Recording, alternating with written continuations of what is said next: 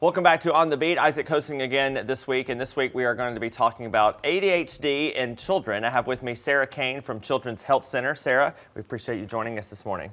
Good morning. All right, we'll start off here with just ADHD and all about it. What is its definition? Oh goodness, ADHD is an umbrella term for, it's a combined for inattentiveness, hyperactivity, and impulsivity.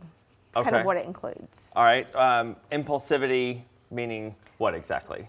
Knee-jerk reaction. Okay. Child just sitting in their seat, get up, go sharpen their pencil.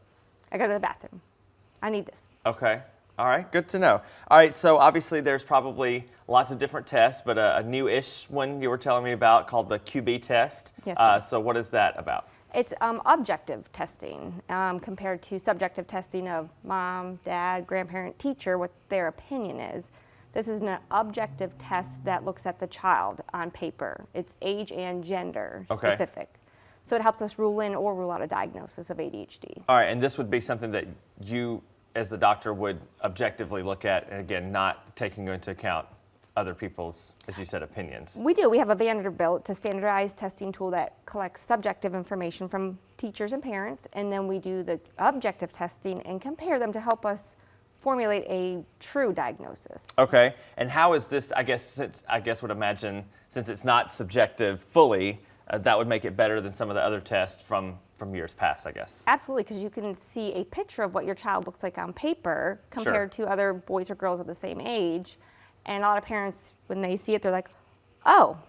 Okay. So it's eye-opening. Eye-opening, for sure. And that's good for parents that might be struggling of not what to do or who to go to or what test to run if they're kind of out of options. And it's hard, too, as a parent to be told, hey, I think something may be wrong. Sure. And having to go to the doctor and say, hey, what can I do? Exactly. All right, so who is this test sort of made for? Is there a specific, I guess, part of the ADHD that you're trying to target or kind of address? Or they have to be 6, just age, maturity, and it's up to age 60. So my focus is pediatrics. Sure. School age is usually when it's identified. Teachers are usually the first ones to kind of say, hey, you know, little Bobby's having a hard time sitting in his seat, getting his work done, his grades are failing a little bit. So that's usually so grades would be a part of it as well. And does this go up, since it's pediatric, does that go all the way up to 18 or does it stop at 12 or 13?